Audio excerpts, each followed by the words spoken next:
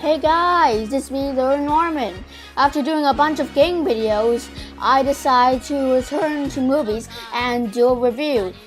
Well, for you guys. Well, let's get started. Despicable Me 2, the only sequel made by Illumination Entertainment. Oh, by the way guys, did you get the clue? And the second installment in the Despicable Me franchise. So, is this film good or bad? Well, it's not only good, it's really good. The story is that Gru, after shrinking the moon and putting the moon back into place and ends up raising 3 girls, whatever, has stopped being a villain and is now making jams and chilies that taste absolutely terrible. But one day, a secret agent called Lucy from the Anti-Villain League takes him to, well, the Anti-Villain League in the coolest car ever. There, he gets hired by the boss of the Anti-Villain League, Silas Sheep's Butt. Oh, I'm sorry, I mean Ram's Bottom, to find and capture a villain hiding in the mall. So the story is actually pretty good. It plays kind of like a buddy cop film, but Gru and Lucy are secret agents instead of cops, which makes it a lot more cooler. It's able to use the medium of animation to do some really cool action scenes and have a ton of cool gadgets. And I think that this film does the buddy cop genre better than other films. There's also a side plot with Gru finding a mom for the girls, and it's not bad at all. In fact, it's actually kind of heartwarming. There was also a tiny side plot with Margot having a boyfriend, and although it does have some really funny gags, it goes absolutely nowhere for Gru.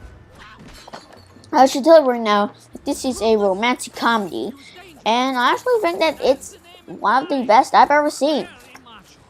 And then there's the humor, which is what the Despicable Me films are known for. And I just have to say, this film is one of the most hilarious films I have ever seen. It's a film that will make you laugh out loud like every 10 minutes. It is that hilarious. Every joke just hits a bullseye. Well, most of the jokes hit a bullseye anyway. It's mostly slapstick, but it's hilarious slapstick. And it's just hilarious. The animation also is done pretty well. The character animation is quite cartoony, but the humans still look like, well, humans. It's not freaky like some other films.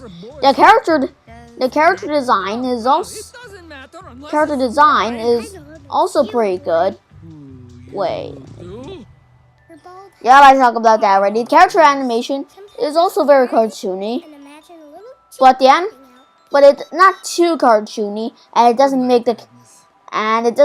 the characters look like complete freaks. The backgrounds normally are very nicely done, but when it comes to places like El Macho's Lair or the Anti-Villain League, that's where it shines and it looks freaking awesome.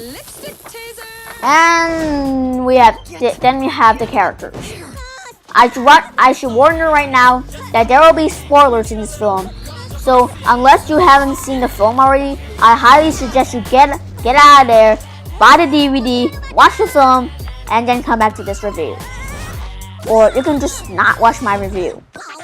Alright, so let's start with Gru. He is now a father and raises the 3 girls, and he actually does that pretty well. In fact, I think he's cooler than most dads. And now that he's found a love interest, it's actually quite nice. It's actually quite nice seeing him trying to win Lucy over and it's just pretty nice. And of course, Steve Carell does a hilarious job. Steve Carell is comedy gold in this movie. Lucy is Gru's sidekick and love interest, and also the one who takes Gru to the anti-villain league. And most people have a problem with her, and that she's just way too over the top. But I think it's actually pretty enjoyable to watch. People always compare her to Lola Bunny from the Looney Tunes show, and I think it's because I love the Looney Tunes show. It makes sense. And Lola Bunny from the Looney Tunes show, it makes sense that I would really like this character. In fact, Lucy and Lola Bunny are voiced by the same voice actor, Kristen Wiig. The girls are not the best characters in the film, but I guess they're nice for their own. Margot has not become the bland teen, but at least she has a boyfriend, and that delivers some of the best gags in the movie.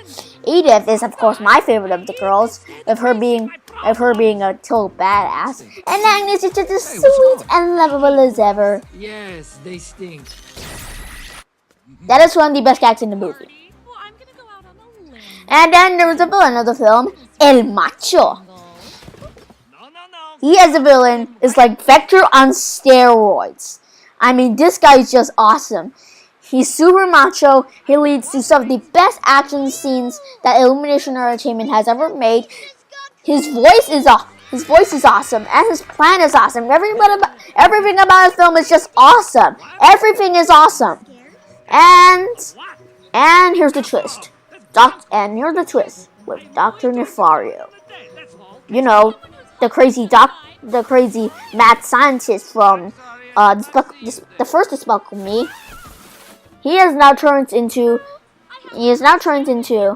El Macho's sidekick, and their plan is quite diabolical. But in the end, he actually ends up helping Gru. In fact, if it wasn't for him, then Gru would have completely lost. And of course, there's Jillian, who is trying to get Gru to marry people, to marry girls.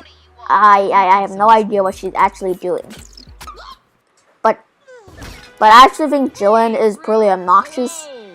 But the restaurant scenes with Shannon are the best scenes in the movie.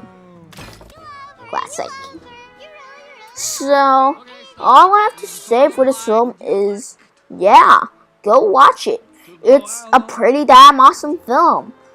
It's one of the best comedies, it's one of the best romances, and I think it's probably my favorite film in 2015. In fact, I actually consider this film to be one of the best films of the 2010 so far. Yeah, that's my review of Despicable Me 2 for you. Like I said in the review, it is a really enjoyable film. I highly recommend it. And like I said, it's one of the funniest films I've ever seen. So, that's all I have to say for the review. But for my next projects, I'm just going to stick back to gaming. I'll do a few more I'll play more iPad games, mainly Plants vs. Zombies, Zombie Tsunami, and, some other games. I don't want to do more Clash Royale because for now I'm sick of doing videos with Trevor. Okay, but I actually have something else planned for you guys. And here is the big thing. I'll actually be doing a top 10. It will be released in mid-August or in the end of August. That is, if I can rush out some more game videos soon, and if I can finish the project faster, then it can be released sooner. So that's all I have to say for my other projects. But now it's time to move on to the reviewing box. Now this is the box that gets tissue out of here. And where are these big pieces of paper in here for the back end? Sorry. So in this box, I wrote paper slips on them. I put paper slips in them, and on the paper slips are names of movies. And every time that I finish doing a review. So my first review was Secret Life of Pets, and after that, I picked Despicable Me 2 out of the box, and after finishing reviewing this, I'm going to pick the next review. So I'm just gonna scramble the paper slips over there. I'm not gonna look. I'm not gonna look. Okay, and we'll pick one. That's a good one. Okay. And the next review shall be. Wow. I mean, wow. This is going to be quite interesting. Well, this one was released in 2014. And it has something, and in that film, everything is awesome. That's all I'm going to say.